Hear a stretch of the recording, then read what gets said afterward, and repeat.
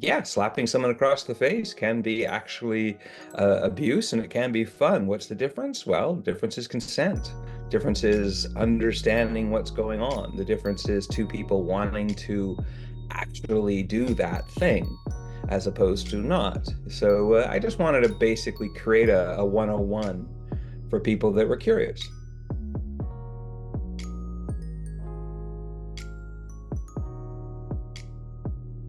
Hey, hello, everybody. We are Sex Positivity Unfiltered, where we talk about sex and we are not polite about it. My name is Lindsay Murray, And I'm Denise Stratton. and today we have a very special guest. We have Todd Max Carey here with us, who goes by Max. So that's how we will be referring to him throughout this interview. But to give a quick introduction to Max, he is an award winning film producer and director out of Montreal, Quebec, Canada, with over 25 years of expertise. He is the CEO of Touch 7 Journeys Films, is a global location and marketing specialist, and is the director of Touch Kink, a documentary film journey into the secret world of pleasure, pain, and power. Touch Kink had its world premiere last summer at the Fantasia International Film Festival and has interest from various broadcasters and theatrical release distributors worldwide. Uh, Denise and I did watch Touch Kink, and that is primarily what we will be talking about today. And so, Max, we're thrilled to have you here and to talk about this amazing film that you created. Denise, I'll turn it over to you and we'll just dive in and start asking you questions about this movie. Yeah, Max, to be honest, this movie was amazing. I love documentaries just in general, but B, the premise of giving like a beginner's intro to kink was really, really good for me, especially someone who wants to me myself, I kind of want to explore that area, but I've never really had the I guess the window in or never known of a window in. So that was really good for me. So I'm curious why did you do this documentary? What inspired you? When I was a kid, my parents were too shy to talk about sex. So like I don't know, I've heard this story from other people too. They handed me a videotape to watch, just to sort of like here, just follow this. This will explain the birds to the bees. It would just seem like a more less painless way of going through it, and also a thorough way so that no one would get embarrassed. And I actually didn't think it was that bad an idea, and I thought, well, part of this is sort of a tape to hand back to them, to Mm, explain why kink isn't quite as scary or as dangerous as people think. Obviously, any kind of prejudice or any kind of misunderstanding usually comes from not really understanding what's going on and having all these crazy ideas about it being really dangerous or really risky or bad, hanging out with bad people or whatever. So the best thing to do for me was just, okay, well, look, actually, here are the people, and actually they're often safer and more conscious of what they're doing than non-kinky people. And yes, I get it looks like something scary. I totally get that. But the reason it's not is because there's consent and there's care and there's after and there's this process to it. Yeah, slapping someone across the face can be actually abuse, and it can be fun. What's the difference? Well, the difference is consent. Difference is understanding what's going on. The difference is two people wanting to actually do that thing as opposed to not. So I just wanted to basically create a 101 for people that were curious. Yeah, no, I absolutely loved it. I also love that you had a control, which was the fresh perspective. I remember in the first couple minutes, I see sales representative has her title, like going through like as she's talking about kink, and I'm like, who is this woman? Why is she here? And then obviously later in the documentary, you explain that you do want a fresh perspective. So I guess what why was that important to you? Well, I think that all of us can, fall into a world or a place, and we do lose perspective. We're like, well, wait a minute, maybe those other people, maybe I should actually listen to them and try and hear what their considerations are, their thoughts are, and not sort of be in this like a lot of us, I think, live in echo chambers right now where we hang out with only people that agree with us or that think we're mm. cool. And I don't know. Sometimes I think it's good to sort of reach out of the echo chamber and just I honestly didn't know how it was going to go with her. Um, but I knew that it would be interesting to hear why she thought maybe they were damaged or why she thought maybe this was bad. I thought I could maybe learn from that. It turned out even better than I expected. But yeah, just to have someone, yeah, reaching out of that echo box, trying to find someone, and also my audience is that she's my audience. I mean, she's the women that I want to watch the movie, 30 something women that, a lot of them bought, 90% of the people bought 50 Shades of Grey. There's curiosity, but there's misunderstanding. So I figured if I could put her through it, who's my audience, I hope then I'll get a small percentage of those 150 million people that bought 50 Shades of Grey to watch the movie. I thought that was a really smart idea to have her in the film because you're right, that is the audience. I mean, if only kinky people watch your film, you probably haven't reached the full scope of who you want to reach because there is, like you said, curiosity but misunderstanding. And I think a lot of people don't even know where to begin with understanding that world. And anyways, I'm just kind of speaking to that was really Yeah. smart But to she, have Well, her. kinky people for the most part were never my audience. Mhm. Um, for them, it would be like telling a gay man that sometimes men like men. It's sort of Yeah. not really a big shock or surprise. Like, oh my goodness, really? That explains so much. Um, so it was always just for the kink community, it was just compassionate portrayal of the community, which I think is often maligned. But yeah, I don't, and I've heard from many people in the kink community that they enjoyed the film, but they didn't feel represented, or they didn't feel that their kink was dived in deep enough, but hey, give me $100 million, I can make 1,000 movies, and I could start to scratch the surface of everybody's kink. I'm Yeah. happy to provide the funding, but yeah, it was just sort of a help normalize a little bit, but the audience was always, the 50 Shades of Grey crowd. Yeah. what was that book like? Did it had just like, I guess, blown up around the time where you started this film? Like, was that around the? It was no yeah, I guess so. I mean, certainly it was something people were talking about, and I appreciated the book from the perspective of being able to test the waters. If someone you didn't know someone was kinky or not, you could go.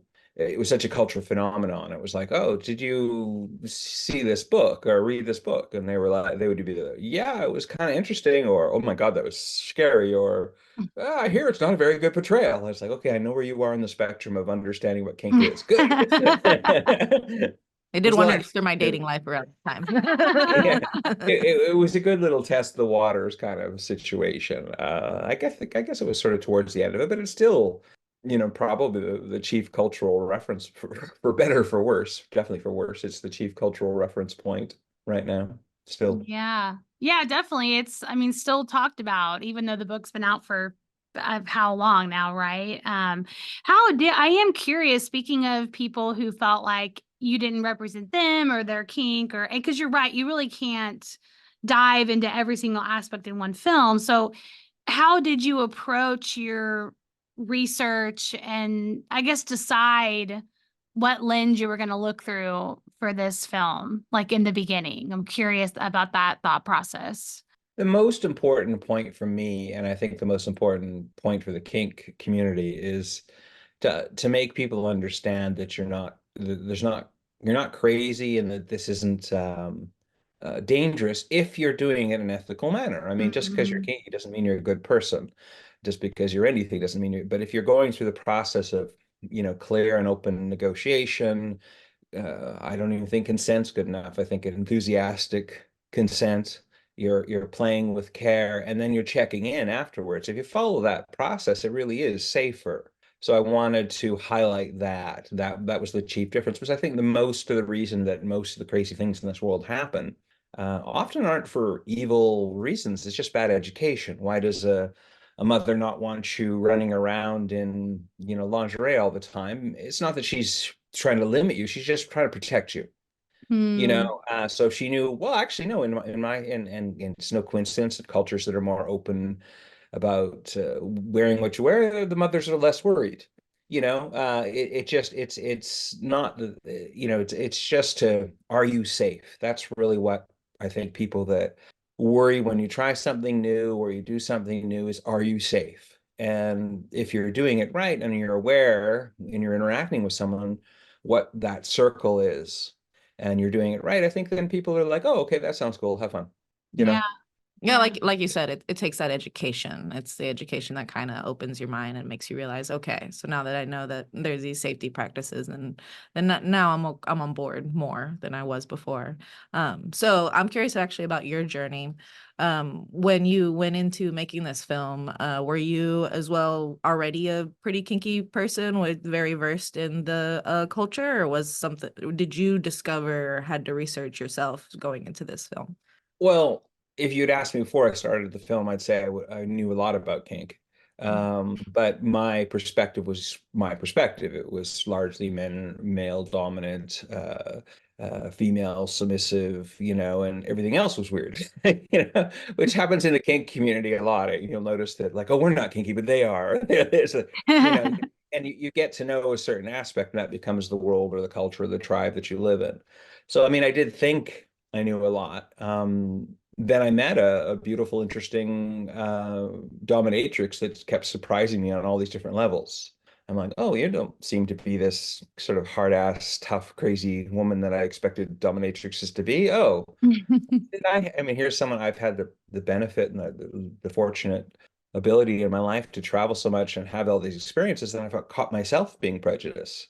And Mm. that always fascinates me when I'm going, why did I prejudge people like this? What, like that would really, the big question for me, it was like, oh, why did I think that? Where's that coming from? And then I realized a lot of it was just the media portrayals of, a dominatrix always looks like this and always acts like that. And, I realized, oh, okay. So yeah, Yeah. I was in the world. I thought I knew a lot about it, but the truth was I didn't know as much as I thought. And door opened one day that let me into a different world, and that's all she wrote, I guess.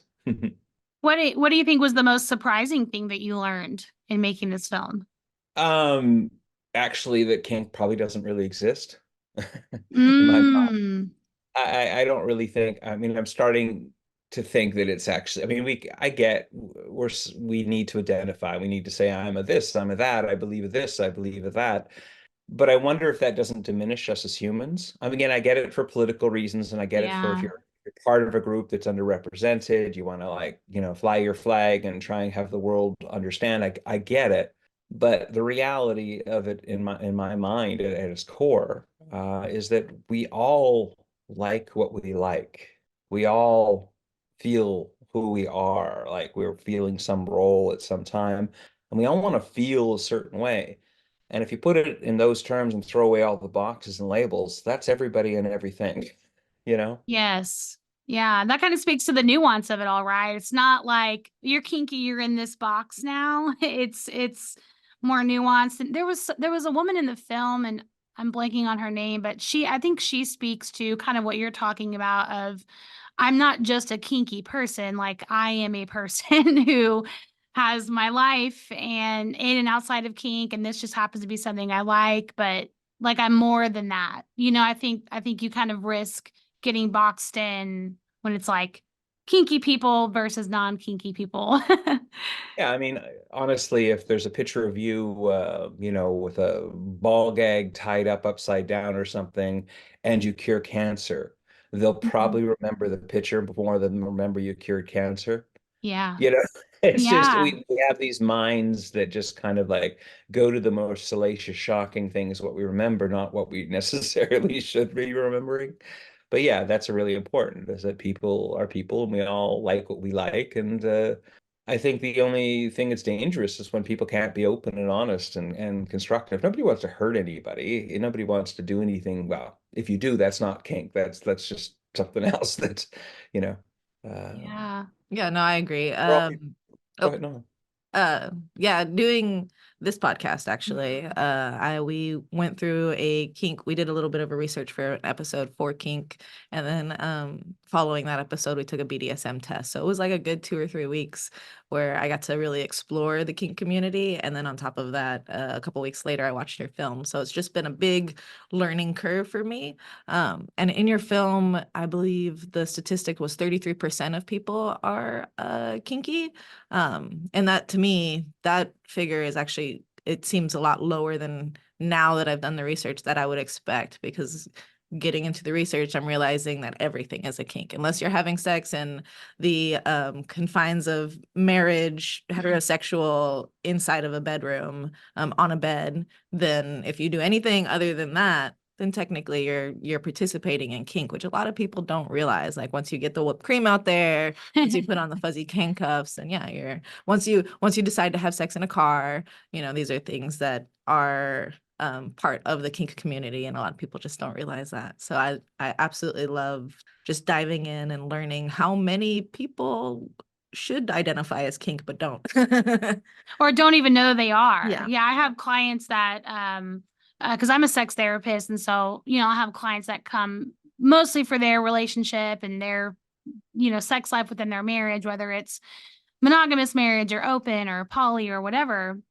And it's interesting to see someone figure out that they're kinky, because if you ask them, well, no, and then you really get into the nitty-gritty details, that's like, well, maybe I am a little bit. And so it's just, I don't know, kind of fun to see that unravel, I think. How did you gain access to filming the people in the film that you did? And when I mean access, just, hey guys, can you talk to me about this part of your life? Walk us through that process, because I am really curious. Sure. Just one thing I just wanted to say about Sure. kink itself, and why you asked me what the biggest discovery Ah, uh, earlier was, and that I don't believe there is such a thing as kink, is largely because what you were saying before. The truth is, having sex, on a bed and whatever, is actually becoming a kink because less people are doing it. So it's a self-cannibalizing concept. yeah. know, Having sex with the lights off now might be a kink. It's like certainly Victorian swimwear has definitely become a kink. Steampunk Victorian dressing has definitely become a kink now. Mm, It's this sort of self-cannibalizing concept anyway. Typically, when people talk about kinks, their usually minds are going to the hardest, craziest thing they can think of. The craziest, like, okay, your kink is to have a big fist up your butt, which, okay, that might seem maybe not everyone's done that. Maybe that still is a minority interest. So I mean that's what, but the reality is it's supposed to just be a minority sort of practice, but it's silly because, like you say, I mean, everyone's done a necktie at this point, so technically bondage is no longer kinky. mm-hmm. Everybody's in a DS, whether they realize it or not. Somebody's trying to dominate, somebody's being submissive, whether they're conscious of it or not. So dominance and submission is no longer kinky. Every Olympic athlete must be some sort of masochist to put up with that kind of thing. So, I mean, I guess masochist, I mean, it's really nothing is kinky about it anymore, really. It's just is what it is. I think it's silly. To answer your other question about how I got access, that was through January. It is a guarded community because there have been a lot of betrayals, and there still is. Not like the gay community 30 years ago. You could actually lose a job for being gay. People Mm, don't remember. I mean, hell, 40 years ago, I believe it was actually still a criminal offense in some places. yeah. It's just insane to imagine. So people were obviously very quiet. Military was don't say gay or whatever. I mean, all eh, now it's almost like a joke. It's like, who cares? I mean, I don't think anyone really cares at all. But there was all of these crazy bias and all these crazy things that made people very careful about coming out. Yeah. It's almost like this. I feel like when I'm talking to somebody who's 20 something, it's like they forget this ever happened. It was a big deal back in the day. I mean, Ellen, first kiss on TV, like it was Oh, like I remember that. Yeah. Okay, a lot of people don't. It's like this, what do you mean? It's just such a certain parts of the culture, we just can't even believe it. It's like telling the water's wet, you know. So right now there's still parts of the world where people are terrified of losing their job, of losing their kids and divorce. I mean, judges and legal system generally go to the American Psychiatric Handbook for are you crazy or you're not crazy. So before this was delisted, a judge goes, yeah, we have to take away your kids because you are kinky and this is a mental Mm. illness. It says right here in the book. The same book said being gay was a mental illness 40 years earlier. So people are guarded. So January got to know me. I got to know her. I was very open and transparent about what I was shooting. You know, you interview people while, and you're not. People can tell if I'm going, so why, how's this messed up your life? You know that Yeah. that's not going to be someone who really is trying to be open.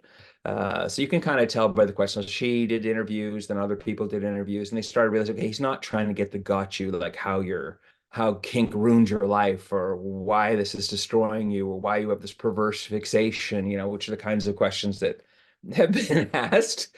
It was more like, why? Like just curious, like what is, like and letting people talk. So one leads to two, two leads to four, four leads to eight. And, I managed to get more than enough people. I've recently announced I'm doing another film of a similar ilk. And now I have like literally 300 people that have asked me to be in interviews because they've seen from the last film that I treated it with respect. So I think it's just about building that trust and not going the typical American reality TV, let's make people look bad and squirm and, try and entertain. So, yeah, it's just slow process of building trust.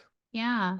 I mean, it's almost like being in kink, a curious, respectful, building trust. I mean, those are kind of some pillars there, and it makes total sense that that would give you that access to talk to people that were in the film.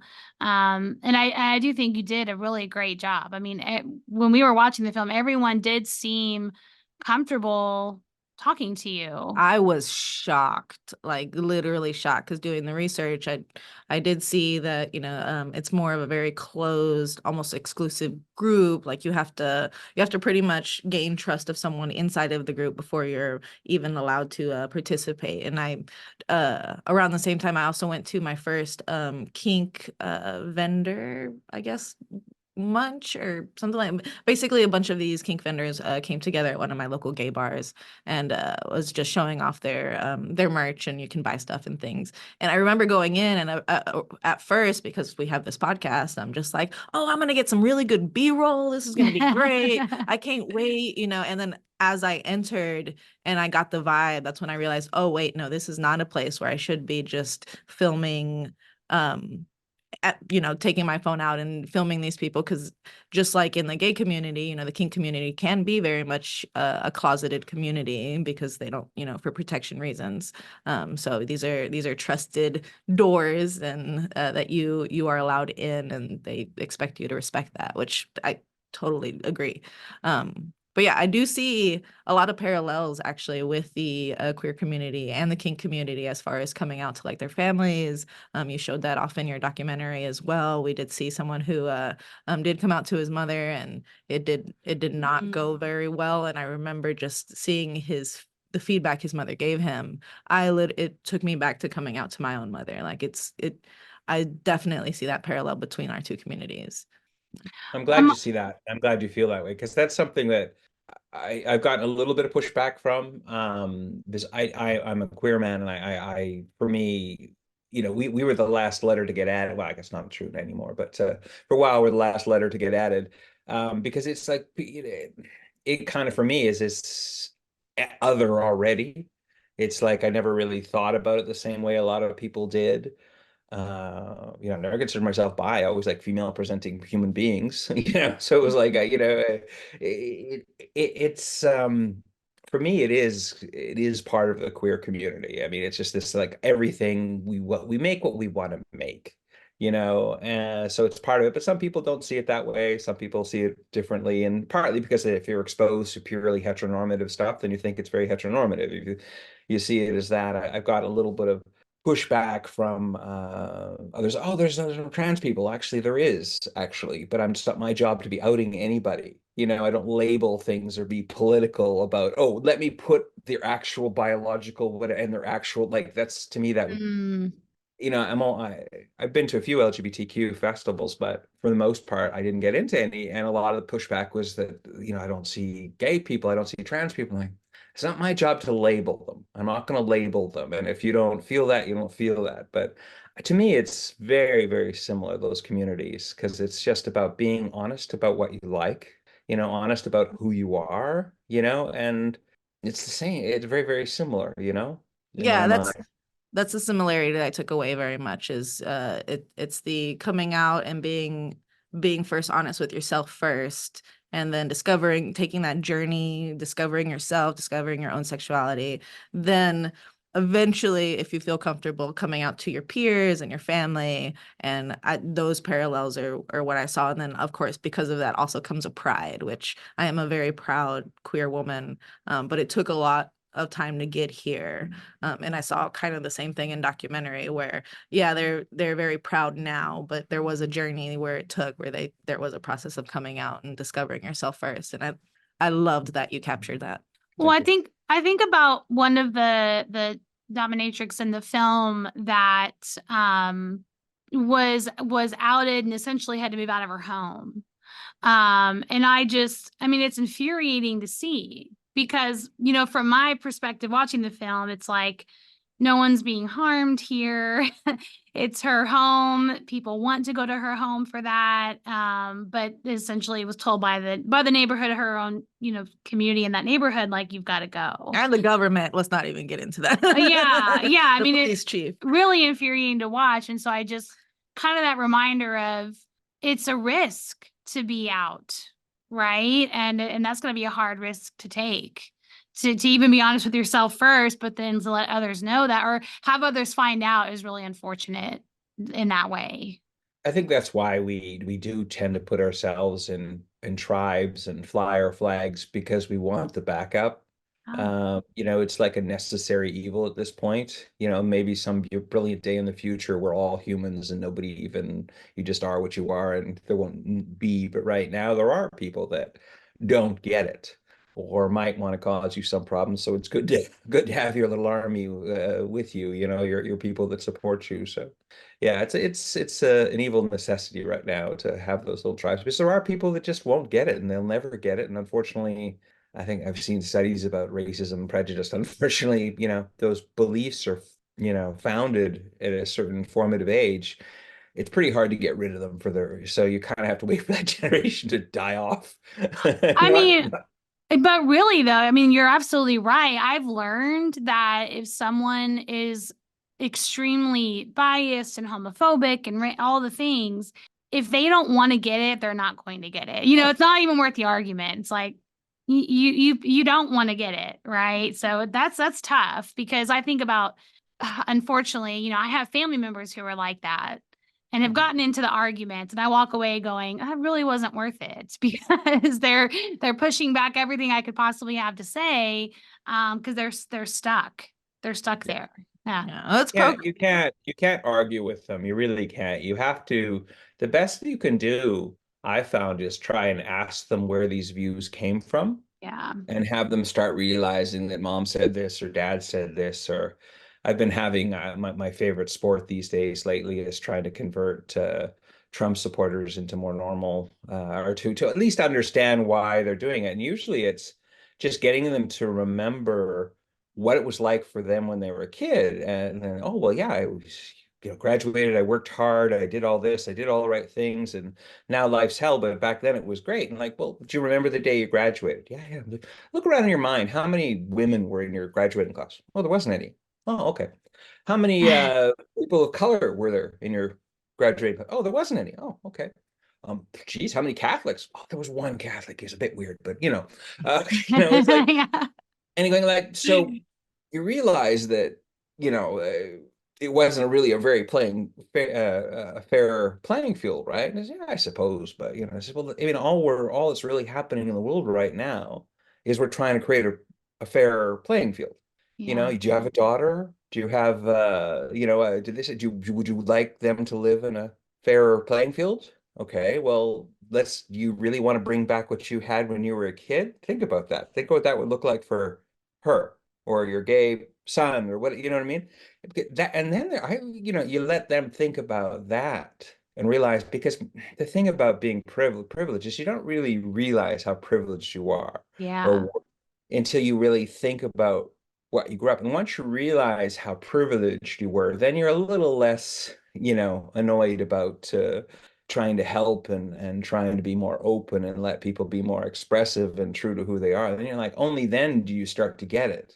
Because the truth is, yeah, your privilege is being taken away. Why do you think this movement is so strong? A little bit of their privilege is being taken away. Nobody likes to have their privilege taken away. But if someone could explain why and how this is good for your daughter and you're good for your family and your grandkids and all the rest of it, maybe you won't be so upset about it. Yeah.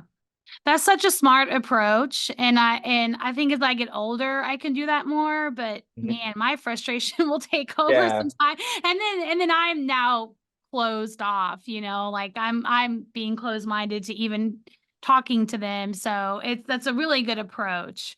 One I'm not always particularly good at. Yeah. It's hard. I mean, it's like I've had to, I know, I'm a white man. I have to sort of, I've been thinking about like being a better ally, how I can be a better ally, how I can help, Mhm.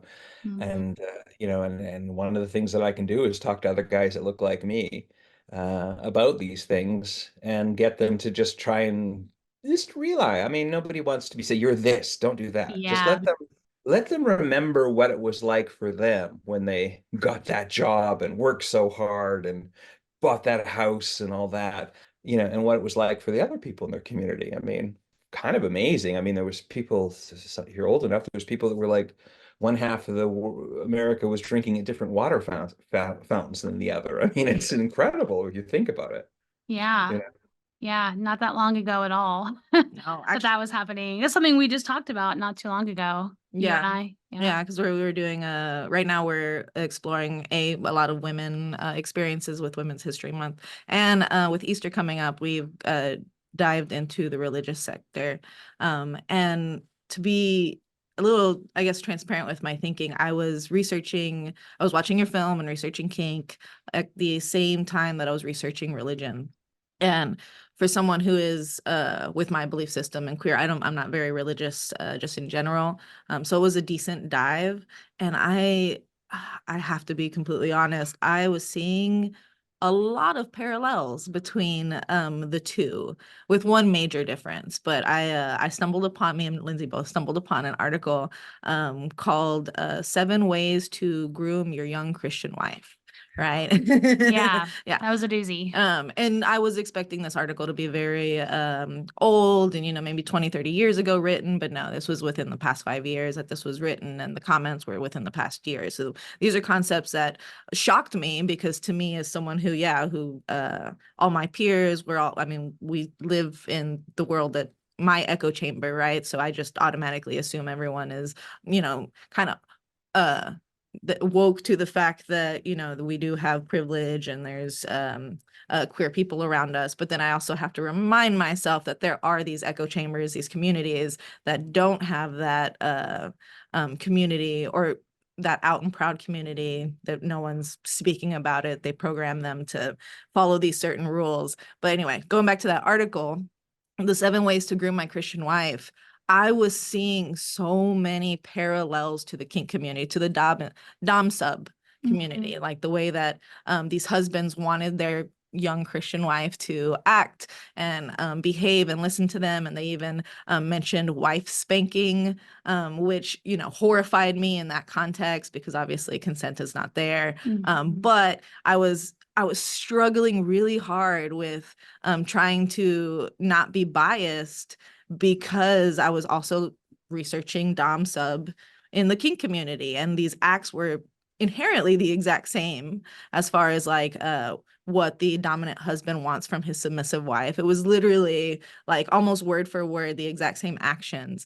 The major difference is that the kink community were out proud. There's consent, there's negotiation, there's this like really communication is required, versus in the I guess in this article, consent was not there. So Well, there's pushback. yeah, and there's also a sense of entitlement, right? Yeah, Like when there's a lack of consent, it's like, well, I'm married, I deserve to get this from you. Whereas if you're doing it ethically, such as like in the kink community, there's not really this sense of entitlement, like I'm going to get this from you no matter what. It's really rooted in respect and communication and consent. And it was a really weird article to read, because it's like they want to do what kinky people might be doing, but the way they get it can be really damaging and traumatizing. And that was my big takeaway, was these are the things that these people want. They want a dom submissive relationship,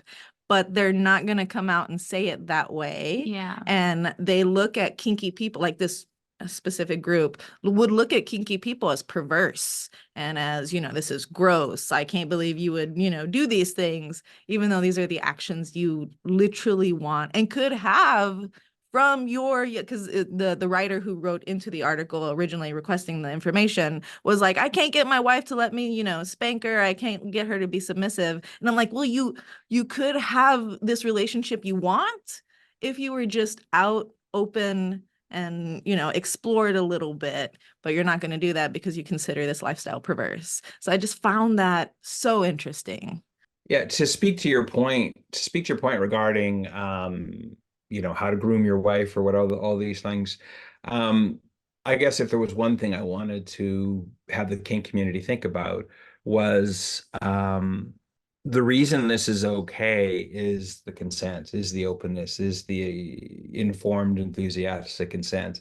There are people in the kink community, on both sides of the slash that walk in kind of with weird expectations and are taking advantage of people because maybe they just really are lonely people, like a lot of people. And sure, I'll let you spank me because I want attention. Don't particularly like to be spanked or this or that. And they're afraid to maybe go, but I do like, why? There are people, and again, it just boils down to ignorance. It always boils down to ignorance. I don't believe really in evil as much as I believe in stupidity. The power of stupidity is what's done most of the damage in the world.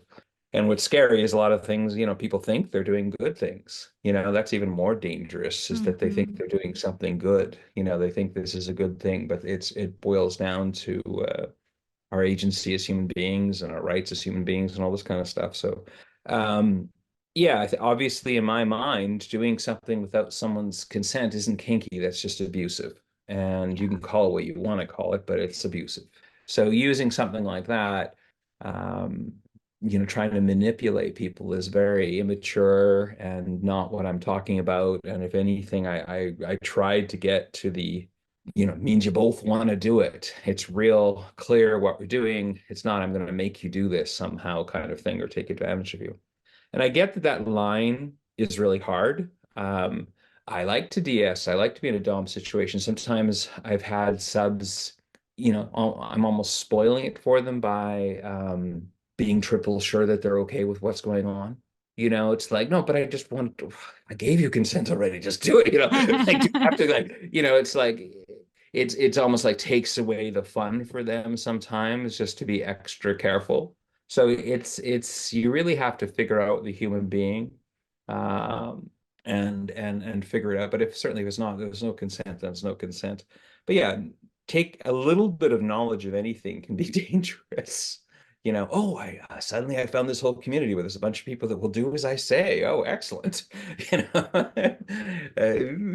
Yeah, but So yeah, but the reality of one person trying to dominate or control someone else isn't exactly new in the history of humanity. Oh, yeah. True. Yeah. True. Actually, that brings a question to me, because we did talk a little bit about demographics, and I understand that kink kind of expands all demographics as far as different social classes and race and sexuality and things like that. But I'm curious, and this is coming from my young self when I was in my 18s, 19s, 20s, and I did want to explore. I did notice that the biggest barrier for me was a demographic that everyone was significantly older than me. So do you notice any I guess, do you notice any demographics that are apparent in the or in the kink community? Because for me as a young person, I was like, maybe this is just something that I need more life experience before I can even dive into this community, because I couldn't find anyone when I was in my young 20s. I couldn't find anyone my age who was willing to get into that community. Well, there is this thing that I'm not a big fan of it, but I think I understand it. Is they call it the TNG, the next generation. There's a lot of events that are, under 35 or this. So I mean, that's one thing. It is true that certain parts of the community really are very different. If you are 80, I talked to Fakir Musafar, who was one of the sort of the grandfather of body modification, and 90, doing this a long time ago, and he talked a lot about how incredibly closeted it was, when he was a kid in the 40s and 50s. I mean, it was really, really, and you had to really almost fight to sort of get into part of the community, or you had to really hide who you were. And, growing up through that, you're going to have one set of beliefs and one set of ideals that are going to be hard to change. Conversely, I was talking to a friend of mine who makes naughty movies for all these companies or whatever, and he had a conversation about sex with his son, and his son was embarrassing him about some of the things. Like, he was particularly shocked about analingus. Like, oh my God, these kids are like licking each other. Oh my God, like, this is a guy that's been made 25 years, has made naughty movies, found his son shocking him, being shocked about something that is relatively common in the 20 somethings now. So, I mean, there is that need, no matter how open-minded you are, and he was incredibly open-minded, there's always going to be those things that are going to shock you, or practices that may be particularly common in one community than another community. And so I do think that there is opportunities, but it depends on, where you are in the world, what you have around you. The openness and things like FetLife now, where you can see if there's a munch that in your area, to see if you can find 5 other people that are both all interested in XYZ like you, and have a conversation, and that's a great start. I think those things are more and more open, and more it's, and the internet, of course, too. So it's possible, but I think that the younger generation actually is starting from a better mindset for the most part. It's like when I was a kid, you had to be X, Y, and Z. Now everybody seems to be more like poly starting and gender fluid starting, and which is probably where we all were actually.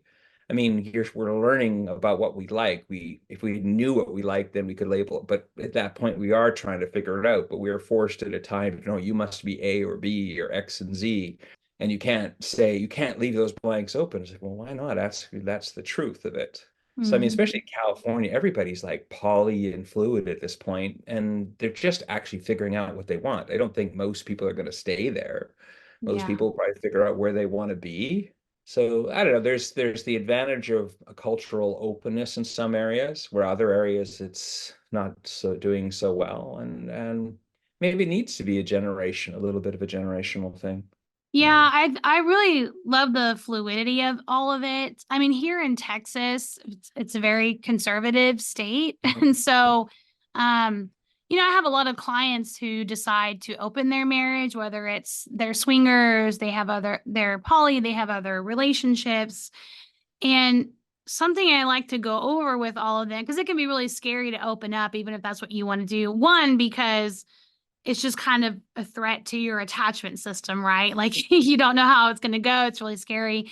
But then also scary if anyone were to find out. I hear that a lot. I don't want family to know. I don't want our kids to. I mean, it's just really kind of this secret, but something I will go over with them is that nothing is ever really permanent. If you open up and there's something you don't like, it's not like you have to just stick with that and be unhappy with it. You can come back and talk about it and renegotiate and change and shift. And that's kind of how I view sexuality and what we like and our orientation, and it's just interesting. Every person's so unique, right? Some people really like having a label, for lack of a better word, like it helps them to have the identity, and then some people really don't want to have that. And I think either way is fine, right? Like it's kind of whatever. So yeah, Gen Z, I have to give them a lot of credit because they are very, it's just the open-mindedness is really kind of refreshing to see where they're at.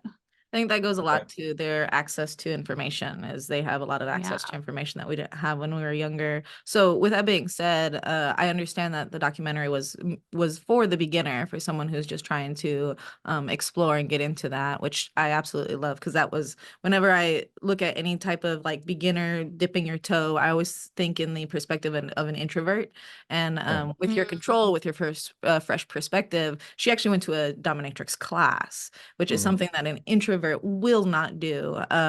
If anything, you as an introvert, you kind of stay behind the your computer screen. You explore the internet first. So what would be a good entryway would you suggest for someone who is trying to like explore and research, to watch documentaries, to get onto FetLife? Are those like your biggest Well, recommendations? for introverts, yeah, I would say documentaries are probably a good, I'm obviously biased, probably a good place to start, or books, or talking to a therapist who's kink aware therapist. There are more and more of those that are like advertised, BDSM aware, kink aware, these kinds of therapists that have the education, have the background, just because, as you're probably well aware, just because you're a doctor and something doesn't mean that you know everything. In fact, oftentimes not taking away anything for the fact that these people did many, many years in school to get their PhDs and do that, but often that process makes them a little more insulated and often a little bit more geeky.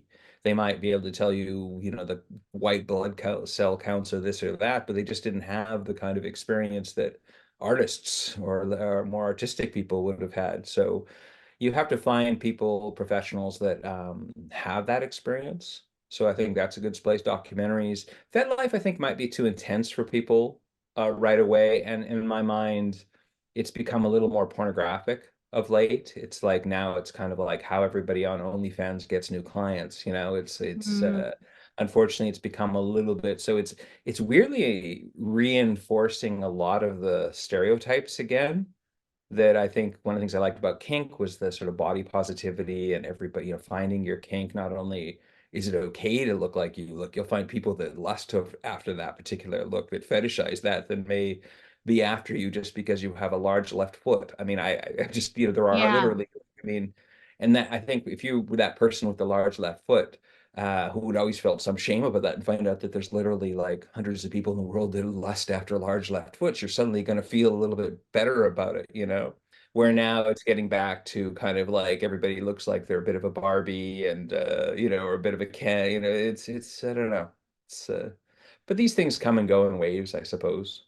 But no, I think books are a better place to start reading about it. And hopefully this documentary will help.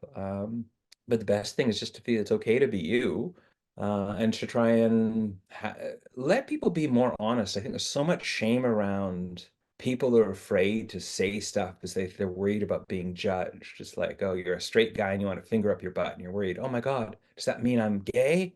I don't know, maybe, but is it, when that finger's going up your butt, in your mind, are you seeing a hairy, muscular man in your mind or doing it? Or is it a really feminine woman? If it's a hairy, muscular man that really does it for you, yeah, you might be. If it's, like, I mean, it's not about that. Yeah. It's about the whole full meal deal, and people are so weird about that stuff and talking about that stuff. And you don't have to do I've heard about people who are like, crazy kinks in my mind, but I'm like, okay, that's interesting. Definitely not for me, or at this point, but as long as you do it in a safe, sane, and consensual way, okay. It just seems a bit risky and a few other things, but hey, I mean, I'm not going to judge. Like, create that atmosphere where Yeah. people can talk more openly, then they have a chance of being happier. One of the things, I've been writing a lot of grant applications and trying to get government money, which is, of course, really hard for this sort of thing. But I do honestly believe that kink education is innately creative. It's innately open. You'll have a bigger spectrum of ideas in your head. And what is the future but ideas? Machines are going to do all the heavy lifting. There'll be great computers to calculate things to whatever decimal point. About the only thing humans are going to be useful for in the not so distant future, if it isn't already now, is crazy ideas, wild Mhm.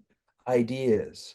Where do the wildest ideas come from? It's the guy with the foot fetish that's into leather and computers, and he invents some sort of, I wish I could think of that, what that would be, but there'll be some that a fetishist, he'll be thinking about a shoe when it comes up to how to do cold fusion reactors, and he's going to make his magnetic bottle look like a certain stiletto heel using a Louboutin color system to reflect it.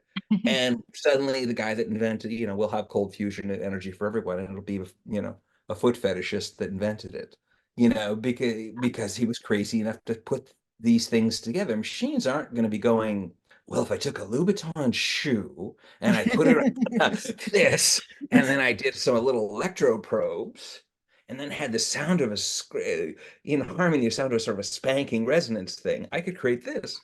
Machines aren't going to be doing that, but people will. So kink, I think, really needs to be educated. It needs to be open. It needs to be tough. It's having those crazy, not crazy ideas, that's so judgmental, but these ideas that are out of the normal Overton window and letting people be those free things may quite literally save the world, you know? Yeah, well, I think the kink education is important because, you know, some people know they're kinky. Maybe they don't have the language for this when they're kids, but in asking clients about it, I've had plenty of people who are like, yeah, when I was, 7 or 8 years old, I knew I was into this, or I just found myself really drawn to this.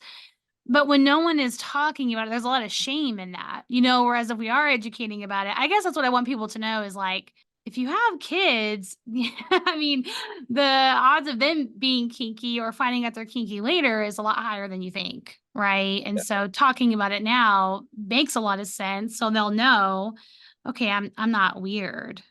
This is just, Exactly. I just find myself drawn to this or whatever. I'm And really it's okay to say, there's nothing wrong with that, but it's private. It's like going to the bathroom. Yeah, yeah. Everybody has to go to the bathroom. It's fine. Yes. No big deal. You just generally don't do that in the middle of a meeting with everyone around because, Yeah. people find that sort of just, it's not that it's wrong. It's just currently socially unacceptable, but it's not wrong. Yeah. That kind of line. Just say like, this is never an evil. It's not, it's just a natural thing, just like going to the bathroom. But yeah, it's not currently socially accepted by the majority of people just to do that. Maybe it's some whatever, but I mean, it's just, society moves and evolves, but not to shame them and say this is something unnatural, because it's not unnatural. It's something that people think and people do, you know? Yeah, I'm really happy that you mentioned therapy, as far as therapy being a avenue in order to get into this world. So I'm curious, in the kink community, did you find mental health, like did you find advocacy for mental health? Was it encouraged to go see, a therapist or, practice good practices? Absolutely. It was fascinating to me how many dominatrixes and kink even educators would say, this is great for understanding, but this is not substitution for therapy. Would Mm, really surprise me because I'd heard some of them thought, well, this really does feel like therapy to me. This feels like this is great. And there was a few that were actually therapists, and they would say, okay, yes, it is therapy because they are actual therapists. But I was pleased to see that most said, no, this is not a substitution for therapy. Therapy is important. It is important to go through these processes if you have therapists that are kink aware, that aren't going to shut you down. So um, there were a lot of people that were both. In the documentary, Simone Justice is, I mean, she mentioned she is a trained therapist as well. And there's a lot of those people that have that background. Yeah, there's a lot of encouragement to use therapy. We were talking earlier about this idea of how, unfortunately, some ideas are just things that have to, those people have to die because those ideas just, it's water is wet to them. Someone who's purple is always going to be inferior because they're purple. And there's just nothing, they may pretend, oh, yeah, sure, purple people are just like us, but they don't really believe it. yeah. Unfortunately, that's just going to happen. Therapy is the only thing that can maybe put some dents in that while they're still alive. Mhm. You know, if they go seek therapy and like, why do you have this issue with purple people? You know, maybe you should look at that and where's that come from? And so therapy might help them with that, but what's the old joke about how many psychiatrists does it take to change a light bulb? Only one, but the light bulb has to want to change. I like Yes. it. Okay, that's good. I say that all the time. I'm sure you've heard me say this a million times that, I can have a client come, but if they don't really want to change their perspective, they don't really want to be challenged, you're not really going to get anywhere with them. So it's anyone who does come to therapy. I mean, it's brave, right? Because this is a safe space that I create, but a really good therapist is going to challenge you just a little bit at a time, right? Like, where is this thought process coming from? And is there another way to think about this? And you can see some great change there. But, again, that's a really good joke because someone does have to want that kind of change or difference in thinking. I'm glad to hear that, mental health is really advocated for in the kink community. Absolutely. And it's funny that that was one of the other things in the community I wanted to deal with is that there is this mythology that's reinforcing abuse, that it's fetishizing abuse. It's something that people are mentally damaged or gravitating to, which someone says may or may not be true, but everybody's working through something some of the time. In the Mhm. kink community, it certainly seems that way as someone who plays in the scene, but I think it's more to do with the fact that, okay, you want to be spanked, I'm going to spank you, great. So are there any issues? Well, actually, yeah. This happened in my life, and don't say good girl or something when it's because of that.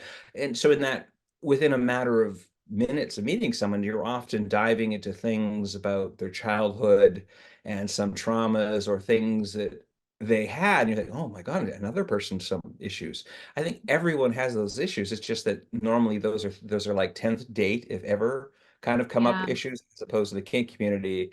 Often it's within 5 minutes of negotiating a scene, you're finding out if there's some, issue they're aware of. So it seems like there's more, but I think everybody's got something.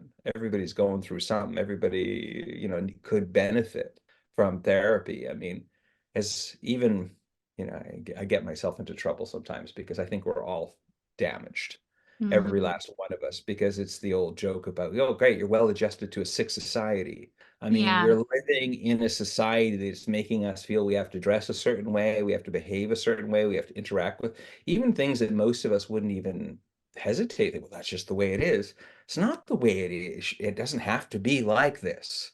It doesn't have to be this sort of capitalist structure of wealth elite. It doesn't have to be this world. We've accepted it, but it's not a very healthy world, actually, It's that we not. live in.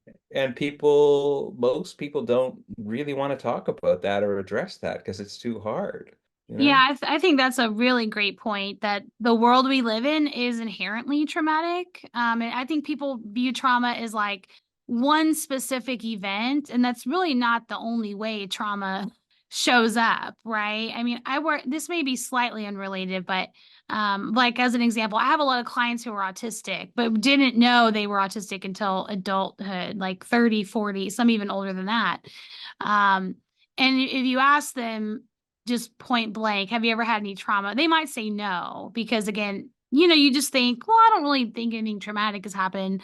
But when you think about, as I explore their life with them, there's these little nuggets of time that come up where I'm like, well, that sounds pretty traumatic to me, to be outcast or to be judged or to feel like you're really different, but no one wants to help you out, right? Like even just a lack of support can be traumatic. And so, I mean, I think you're right. I think a lot of us, if not all of us, have something there. And it does really kind of irritate me a bit, that kind of that belief of, well, if you're kinky, it must be rooted in some kind of trauma. And I'm like, is that the root though? I mean, you could have trauma, but I don't think like, that's the reason I'm going to go and be tied up, or, you know what I mean? It's just, Yeah. it's kind of a harmful myth, I It's think. not a direct cause and Yeah. effect. Yeah. No, I don't think so. And I think, I mean, we it's what we can all, the goal is really for each and every one of us to figure out what that goal is for each and every one of us, and that may look different for everybody, and what happiness, or there are people that actually do like to constantly be in a struggle, and that's actually a life that for whatever reason is quite healthy for them, and other people that, oh my God, I got a split fingernail, my life is over. Mhm. It's it's a balance. There's no one size fits all solution. Yeah. I believe the universe creates a whole bunch of different kinds of people. And what happens in a time, generally, some people will shine. Like, I'll have the controversial belief that even a bully in a time of war, if somebody's invading my country, I suspect the bullies will be right up front, and I'll probably let them be their natural sort of simplistic barbaric selves to keep me safe. Mhm. In a time where we're living in a new golden age. The artists and the musicians and the creative people might be right at the front. In a time where we need mathematical solutions, the nerdy little math people will be like it. Different. We're all innately different, and depending upon the circumstance, will shine more or less. But that's almost more to do with what's happening historically than it is to do with anything else. Yeah, That's a good point. absolutely. I like that point. Yeah. Yeah. Do you have any questions before I ask our closing I stuff? do, Yeah. yeah, Go I ahead. do have a question for you. And I mean, this one's personal, and so by all means, if you don't want to answer it, you can tell me, and we'll leave it be. But I know at the end of the film, you let the viewers know that January Saraf had lost her life to mental illness, Mhm. and I was wondering if you would just speak to how special she was and your relationship with her as a friend and as inspiration for the film. I would love to know more about her. That was a very powerful takeaway at Yeah. the end of the film. Yeah. Um, okay. See, I'm comfortable crying on camera, so she was the first person that I met that was a dom that was just really deep and very open-minded, and very like she was the inspiration behind the whole project, and was my partner in the beginning of the project. And you asked about how you got contacts. I mean, it was basically through her in the beginning, and then more and more people from that. But she was the genesis of the introduction into that world. Without her, it wouldn't have happened.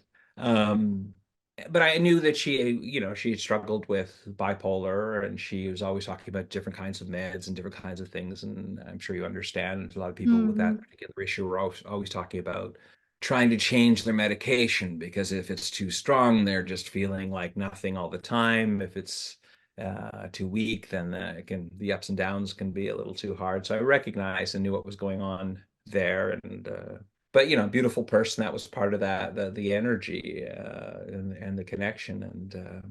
And it just I tried to be there as much as I could for her. She lived in San Francisco. I think I was living in London at the time, so it wasn't unfortunately the ability to check in. And yeah, one day,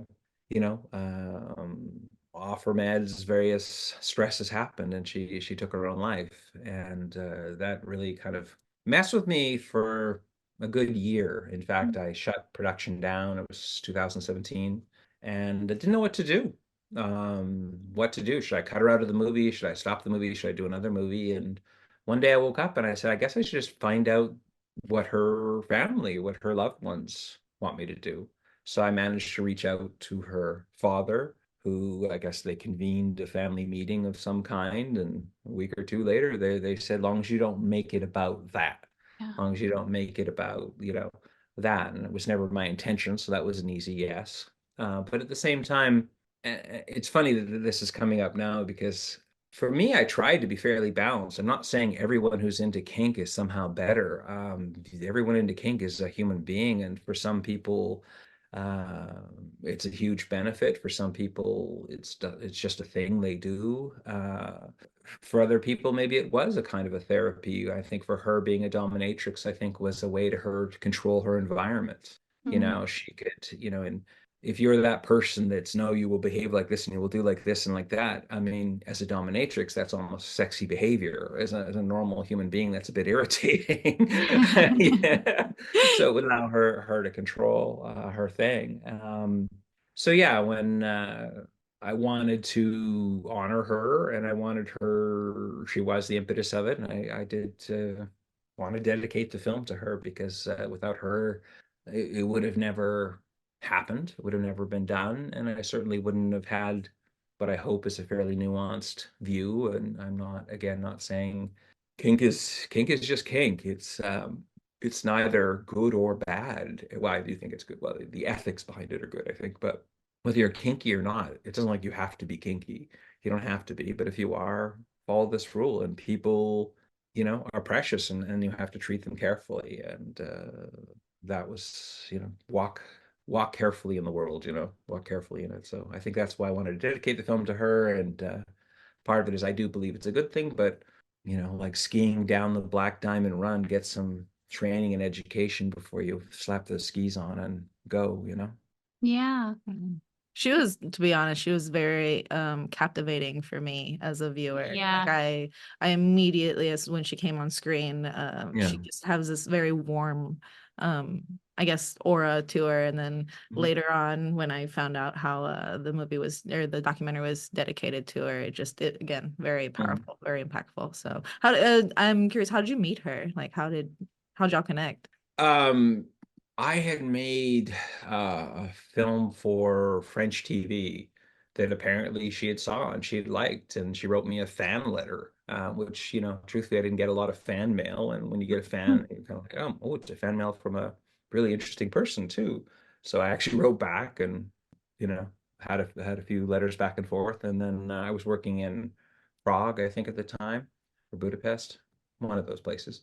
And she's, oh, I'm going to be in town. I'm like, oh, okay. And we had coffee, just had a conversation. It was like just a hello. And then we spoke for 4 or 5 hours about the misconceptions that people had about her being a dominatrix. And I realized it was very true, because even though I'm kinky, I have a lot of the same misconceptions too.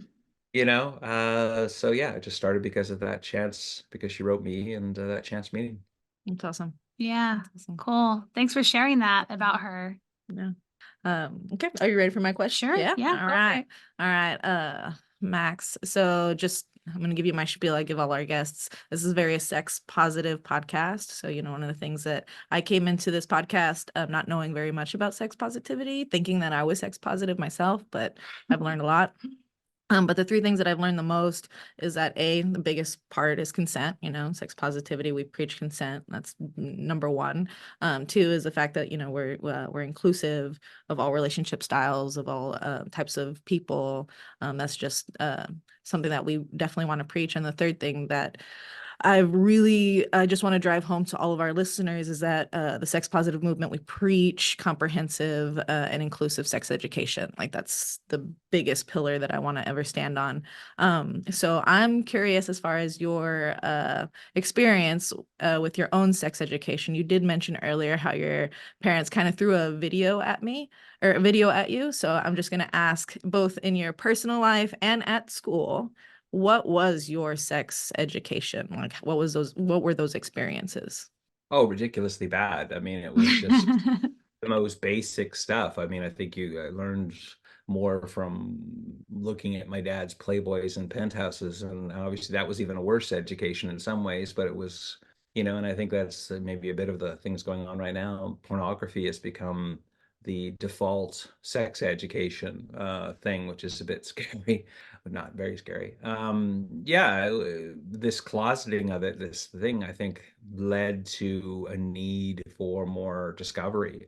I'm lucky enough to be sort of a traveler and explorer, a naturally curious person, to have gotten to figure it out. I've been blessed in my life to have had the opportunities to go where I've gone, met what I met, meet the people, and ask these questions and learn more. But I often think without that opportunity, I'd probably be really incredibly messed up around this. So yeah, my generation really didn't have much, and a lot of shame. And most people, I think, still probably live there because of that lack of education and that shame.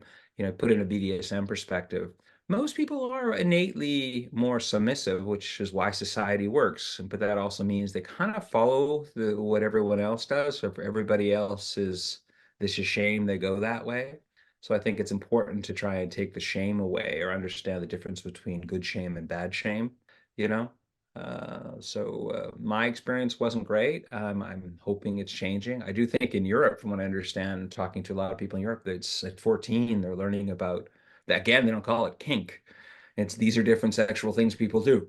You Mm. know, they don't even, they're getting into bondage and what that is and the risks around that at 14. It's like, well, okay, that's probably a healthier way to go. We were Yeah. burdened with these, weren't getting any more graphic than that. So Did my you education not so good. Hope that answers your question. did you have a course at all in school? Like, did they sit you guys down, make you throw a condom on a banana, anything? No, No, no, didn't do nothing. nothing so exciting. No, no, I don't think we ever really did. There might have been I have no recollection of that in school. The only recollection I have is the tape my parents gave me, sitting down and watching slash listening to that. Oh, and what area did you grow up in the world, as far as like? British Columbia, Vancouver. Okay. Okay. Yeah. Sure. Yeah. Because Yeah. we've found that most of our guests, they didn't really receive very much education, or if they're from Texas, it was very minimal, Mhm. versus like some parts of the world or some parts of the country actually had a very comprehensive sex education. So it definitely varies, depends on what area you're from. Yeah. Yeah, here it's just don't do it. Mhm. And we know Mhm. how great that works. Yeah. So Yeah, I remember condoms being the big things like, oh, we can't sell condoms to kids. It's gonna like sex. And I'm like, I'll tell you, I carried a condom around for 10 years. It did not help me get laid. Just I like it. It's good. Okay, great. Well, yeah, I think those were all the questions we had. Max, thank you so much. thank you very much. This is wonderful talking to you. To all of our listeners, again, we're talking to Todd Max Carey, director of Touch Kink.